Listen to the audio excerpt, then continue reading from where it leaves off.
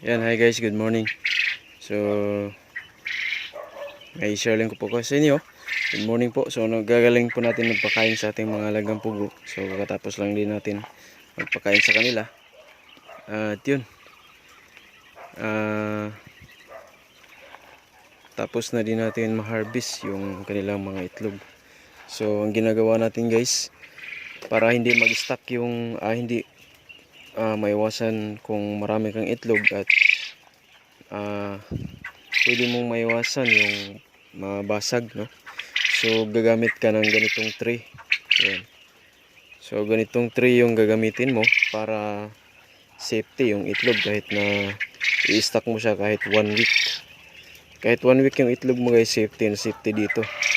May crack man yan, at least kung may crack, hindi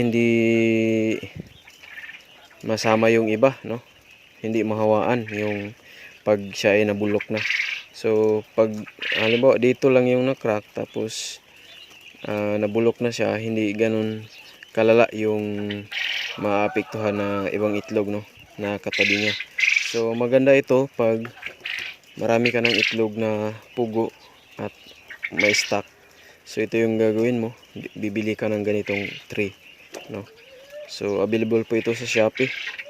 So sa Shopee ko po ito nabili. At matibay naman. Yan, matibay at makapal. So safety na safety yung itlog mo dito.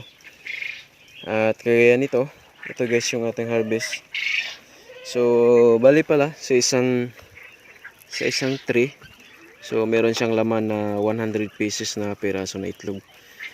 So ang kaganahan kasi nito guys, pwede mo siyang may stock, no, kahit na isang linggo, kasi safety yung itlog. At saka ang kagandahan din, maliban dyan, mabilis kang magbilang, no, kasi ilagay mo lang, kumpletuhin mo lang apat dito bawat, may ano kasi dito guys, may division, no. So may division bawat sulok, no. So apat yung laman, so kumpletuhin mo lang yan, yung apat na yan, na lima to eh. 1, 2, 3, 4, 5, no? So 5 din doon. Yan, kumpletuhan mo lang yan sa paglagay ng itlog. So hindi ka na magbilang. So nasa 100 pieces po ito, no. So ganito yung kaganda. Pag ganito kasi guys, yung tray na gagamitin mo, i-stack mo ng dito yung itlog. At once na may mabasag na isa, maghawaan na yan lahat guys, no. Yan. Mahawaan na yung iba dito. So ganito yung gagawin natin. Yan, ito magandang pag-stackan ng itlog. At mabilis kang makapagbilang, no? Yan. So kahit hindi mo na bilangan, paglagay mo na lang, tapos bawat tray mo na lang yung bibilangin mo. 1, 2, 3, 4, 5, 6, no. So nasa 600 po ito na nasa tray. Tapos dito guys, yung laman nito, yung nakalagay na dito is nasa 400. So meron tayong available na 1,000 plus na itlog, no? So ito yung itlog nila na kahapon at ngayon. Yan. So ito yung ating mga pugo guys. Sila ay relax na kasi tapos lang silang kumakain.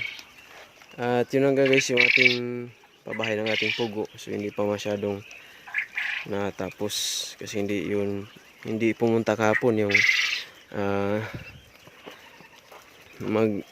maglalagay ng yero dito sa taas.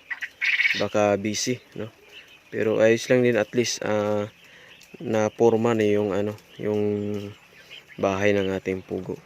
So umaga lang din naman sila maarawan, yung hindi naman ganun ka na araw, kasi doon banda pag abot na ng 10 AM hanggang hapon, so hindi na sila maarawan dyan.